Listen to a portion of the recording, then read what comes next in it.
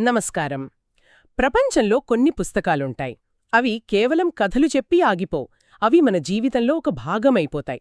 అలాంటి వాటిల్లో పౌలో కోయెల్హో రాసిన ది ఆల్కెమిస్ట్ ఖచ్చితంగా ముందువరుసలో ఉంటుంది. అవును. దాదాపు ప్రతి ఒక్కరి పుస్తకం గురించి వినే ఉంటారు, చాలామంది చదివే ఉంటారు. స్పెయిన్ గుర్రెల కాపరి శాంటియాగో ఈజిప్టు పిరమిడ్ల దగ్గర నిధి ఉందని చూచిన కలను నమ్మి చేసిన ప్రయాణం ఈ కథ. అవును, పైకి చూస్తే ఇదొక సాహసయాత్రలా కనిపిస్తుంది. కాని ఈ సరళమైన కథ వెనుక జీవితానికి సంబంధించిన కొన్ని చాలా పెద్ద ప్రశ్నలున్నాయి. కరెక్ట్. ఒకరి కలను వెంబడించడమంటే ఏమిటి? విధికి మన నిర్ణయాలకు మధ్య ఉన్న సంబంధమేంటి? విశ్వం నిజంగా మనకు సహాయం చేస్తుందా? ఇలాంటివి. సరిగ్గా. ఈరోజు మనం ఈ కథను కేవలం ఒక సారాంశంలా కాకుండా దాని వెనుక ఉన్న తత్వాన్ని లోతుగా పరిశీలిద్దాం. ఈ పుస్తకంలో చెప్పిన సూత్రాలు నిజంగా జీవితానికి ఒక గైడా, లేక వినడానికి అందంగా ఉండే ఒక ఫ్యాంటసీ కథా? మంచి ప్రశ్న. సో ఈరోజు మన లక్ష్యమేంటంటే శాంటియాగో ప్రయాణంలోని ముఖ్య ఘట్టాలను విడమరిచి వాటి వెనుక ఉన్న అసలు సందేశాలను బయటకు తీయడం. మొదలు పెడదామా? తప్పకుండా. సరే. కథ ప్రారంభంలో శాంటియాగో జీవితం చాలా సాఫీగా ఉంటుంది. గొర్రెలు, స్వేచ్ఛ, ప్రయాణం, అతనికి అన్నీ ఉన్నాయి. అవును.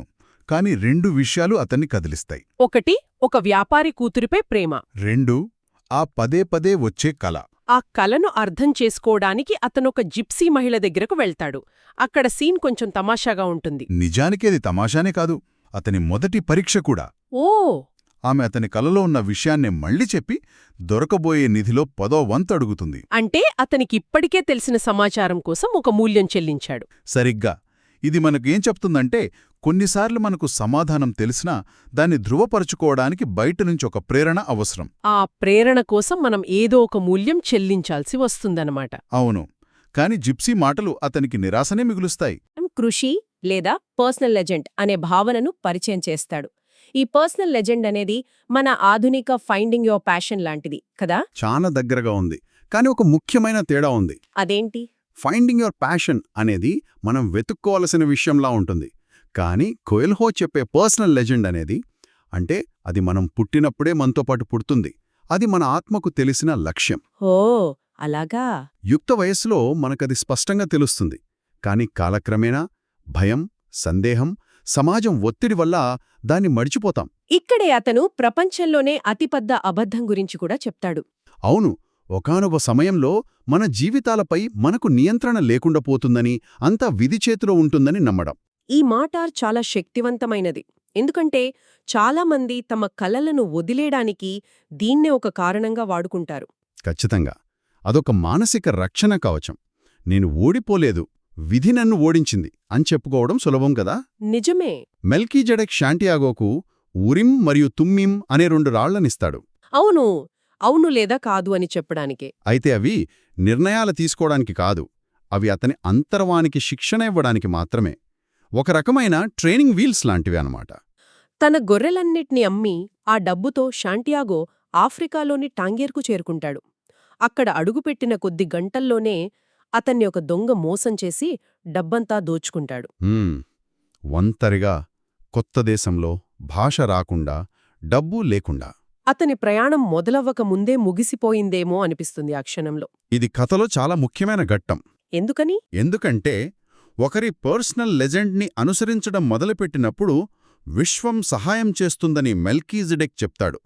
కానీ ఇక్కడ జరిగిన దానికి పూర్తి వ్యతిరేకం. ఓ, అవును.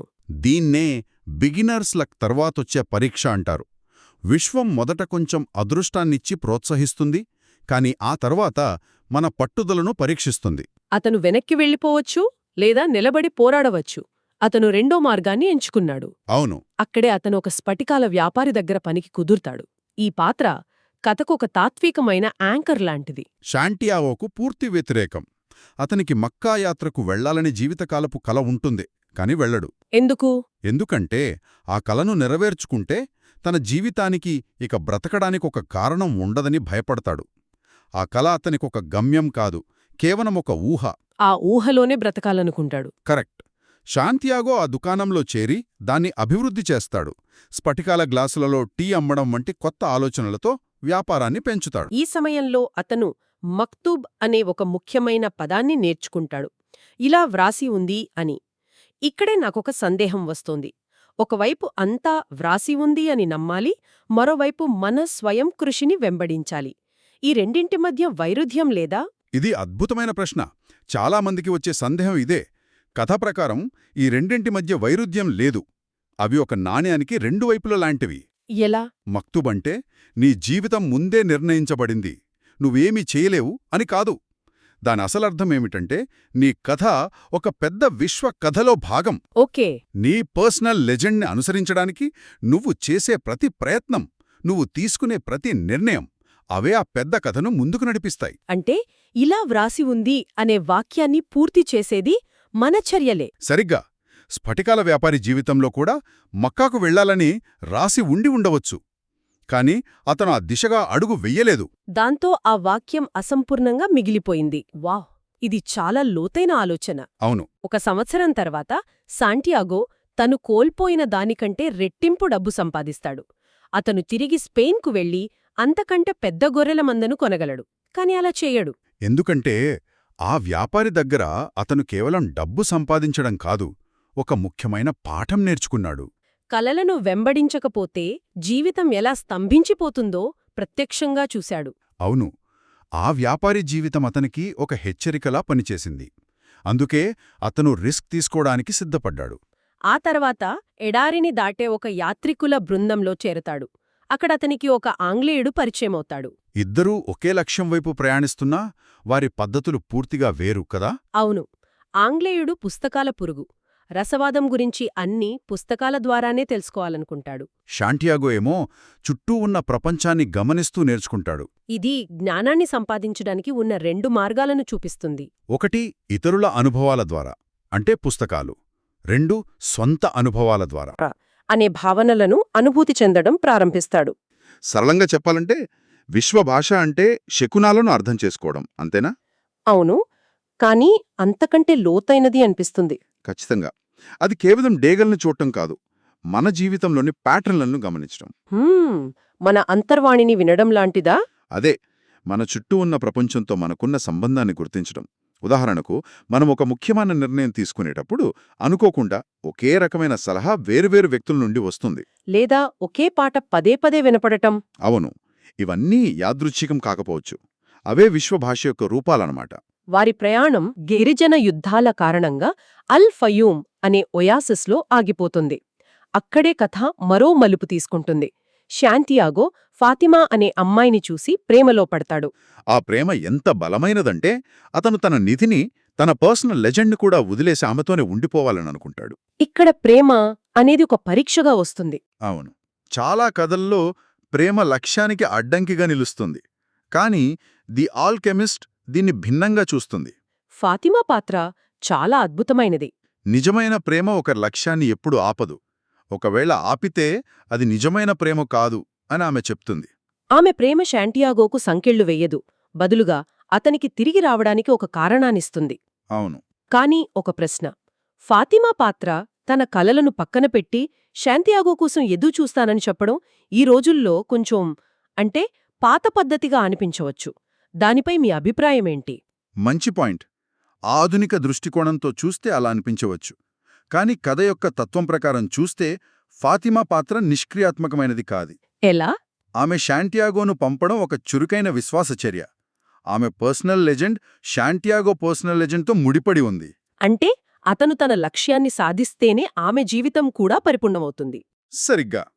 ఆమె అతన్ని నమ్మి, విశ్వాసాన్ని నమ్మి ఎదురుచూస్తోంది.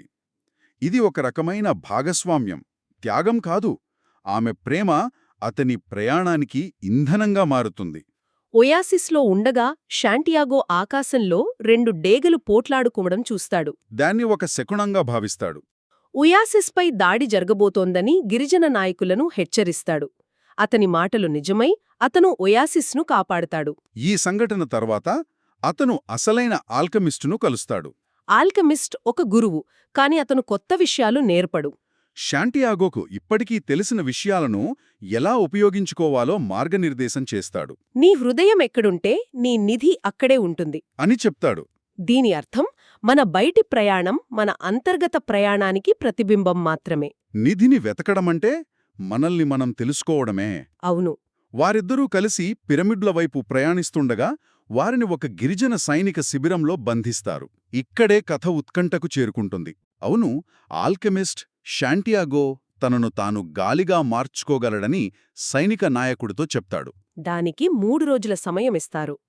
ఇది వినడానికి కొంచెం అతిశయోక్తిగా మరీ ఫ్యాంటసీలా అనిపించలేదా? ఖచ్చితంగా దీన్ని అక్షరాలా తీసుకుంటే ఇది నమ్మశక్యంగా ఉండదు. కాని ఇది రూపకల్పన. రూపకల్పన అంటే? ఇది శాంటియాగో యొక్క తుది పరీక్ష. తనను తాను గాలిగా మార్చుకోవడమంటే తన భౌతిక పరిమితులను, తన అహాన్ని అధిగమించడం.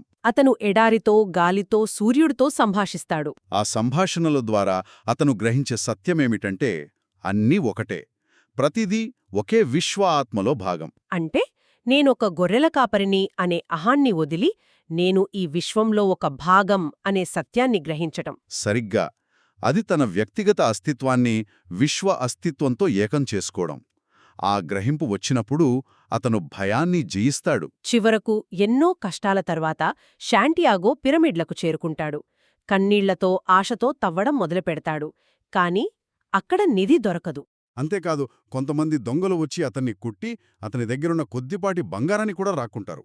అంతే, ఇంత కష్టపడి ఎడారి దాటిన తర్వాత ఇది చాలా నిరాశ కలిగించే విషయం. సహజమే. కాని ఇక్కడే కథలోని అసలైన అందముంది. అతను తన కల గురించి ఆ దొంగలకు చెప్పినప్పుడు వారి నాయకుడు నవ్వి ఒక మాట చెప్తాడు. ఏమని? నాకు కూడా 2 ఏళ్ల క్రితం స్పెయిన్లో పాడుబడిన చర్చిలో ఒక సైకోమోర్ చెట్టు వేర్ల కింద నిధి ఉందని కల వచ్చింది. కాని కలల కోసం ఎడారిని దాటేంత మూర్ఖుడిని కాదు నేను అని. వావ్!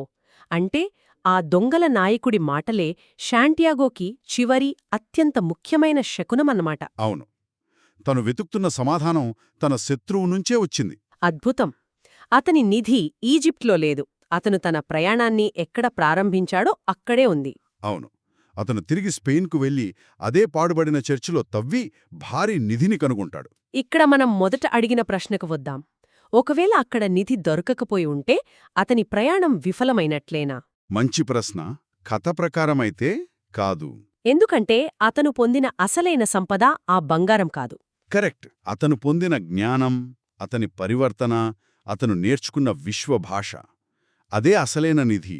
అయితే రచయిత అతనికి భౌతిక నిధిని కూడా ఇచ్చి కథను సుఖాంతం చేశాడు. సరిగ్గా. ఆ భౌతిక నిధి అనేది విశ్వం నుండి వచ్చిన ఒక బహుమతి, ఒక ధృవీకరణ. నువ్వు సరైన మార్గంలోనే ప్రయాణించావు అని చెప్పే ఒక గుర్తు. అవును. కాని ఒకవేళ ఆ నిధి లేకపోయినా శాంటియాగో ఫాతిమా దగ్గరకు ఒక ధనవంతుడిగానే తిరిగి వెళ్లేవాడు. అనుభవంలో, జ్ఞానంలో, ప్రేమలో ధనవంతుడిగా. నిజమైన రసవాదమంటే సీసాన్ని బంగారంగా మార్చడం కాదు, అనుభవాన్ని జ్ఞానంగా మార్చడం. శాంటియాగో ఆ విద్యను నేర్చుకున్నాడు. కాబట్టి ఈ మొత్తం చర్చ నుండి మనం గ్రహించేదేమిటంటే జీవిత లక్ష్యం లేదా పర్సనల్ లెజెండ్ అనేది కేవలం ఒక గమ్యాన్ని చేరుకోవడం గురించి కాదు. ఆ గమ్యం వైపు చేసే ప్రయాణంలో మనల్ని మనం కనుక్కోవడం, పరివర్తన చెందడం. దారిలో ఎదురయ్యే సవాళ్లు మనల్ని ఆపడానికి కాదు, మనల్ని మరింత బలంగా తయారు చేయడానికొస్తాయి. ఖచ్చితంగా. నిధి ఎక్కడుందో సూచన దారిలోనే దొంగల నాయకుడి రూపంలో వచ్చింది. కానీ ఆ సూచనను అర్థం చేసుకోవాలంటే అతను పిరమిడ్ల వరకు ప్రయాణం చేయాల్సి వచ్చింది. కొన్నిసార్లు సమాధానం మనకు దగ్గరలోనే ఉన్నా దాన్ని గుర్తించడానికి మనం చాలా దూరం ప్రయాణించాల్సి వస్తుంది. అద్భుతంగా చెప్పారు. గమ్యం మనల్ని ప్రారంభింపచేస్తుంది, కాని ప్రయాణం మనల్ని పరిపూర్ణులను చేస్తుంది. అవును, ఇది మనల్ని ఒక చివరి ఆలోచనతో వదిలివేస్తుంది. ది ఆల్కెమిస్ట్ కథ విశ్వం మనకు సహాయం చేయడానికి కుట్ర చేస్తుందని చెబుతుంది. అయితే ఆ కుట్ర మనం కోరుకున్నది ఇవ్వడానికా, లేక మనం ఎదగడానికి అవసరమైనది ఇవ్వడానికా? ఆ రెండింటి మధ్య తేడాను మన నిజ జీవితంలో మనకు మార్గనిర్దేశం చేయడానికి ఒక ఆల్కమిస్ట్ నేనప్పుడు ఎలా గుర్తించాలి? బహుశా ఆ ప్రశ్నకు సమాధానం వెతకడమే మనందరి పర్సనల్ లెజెండే.